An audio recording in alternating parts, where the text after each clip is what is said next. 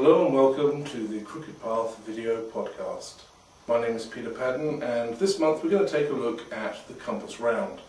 If you listen to the Crooked Path audio podcast, I'm going to be talking quite a lot about the compass, going over the history and lore and some of the practical aspects of it there, but on this little video piece I'm going to show you an example of a particular technique of using the compass round, of laying the compass as they call it. This particular one is in the mode of Robin Anderson. It's not identical to his because he does his own thing, and I've been asked to demonstrate his particular one. I'm going to do it as close as I can, but I'm not him. So this is going to be a little different probably, but it has the same underlying themes, the same principles apply, so hopefully you'll get the idea and will be able to figure it out for your own practice. Now, Robin always starts with a declaration. In my own practice, we tend not to actually speak whilst casting the compass, so there's no reason why we can't. Robin would start with something along the lines of, I turn from the world and come hither to this place between the worlds where the ancestors reside, or something along those lines. Just a declaration of intent to remind yourself as much as anyone else just exactly what it is you're about to do. And then the compass round is laid by, in Robin's system, walking Widdershins always. In other traditions, including the path I follow, you can go Desil or Widdershins depending on the working.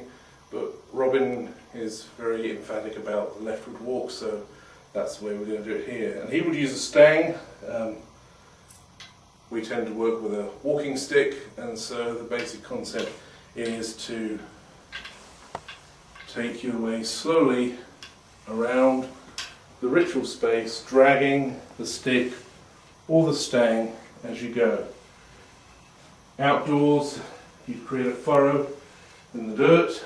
Indoors, you're just creating a symbolic furrow.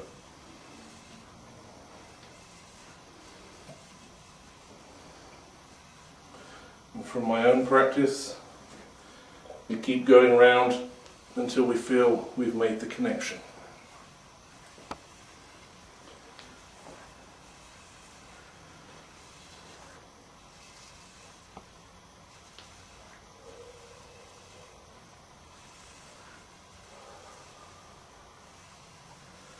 Now there are a couple of things to bear in mind. You're not just drawing a circle on the floor. The aim of this is to connect with the mythic land that lies beneath the physical land. And to that end, whilst you're working, you're also seeing yourself and feeling yourself descending down. I like to visualize myself sort of ending up knee-deep in the ground as I'm going around, creating a furrow with my body as well as my stick. And the idea of this is you're basically burrowing down under the surface matter to find that mythic landscape where the ancestors reside, whoever your ancestors are, whatever part of the world they came from. By digging down underneath the physical surface, you can make that connection with your mythic landscape. And so it's worth the effort. An effort it is. You'll find, if you're doing it right, that you'll start to bend down, crouch. You'll find yourself breathing heavily, and it is a labour. It's not a walk in the park, as it were. Now, if you don't work with a stick of any sort, you can, as a variation, you can go around the circle dragging your foot in the same way. In fact, rumour has it that this is a very old traditional technique, because it's one that can be done, if you're not doing it as obviously as I am, you can do it surreptitiously and create your furrow in the ground around a bunch of people without them even really noticing.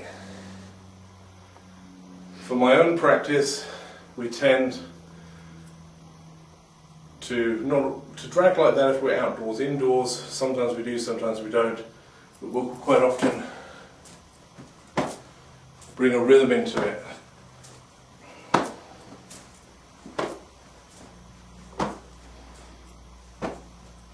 like that, it is possible to do a compass with more than one person. You can do it in pairs, and you can do it with a whole group.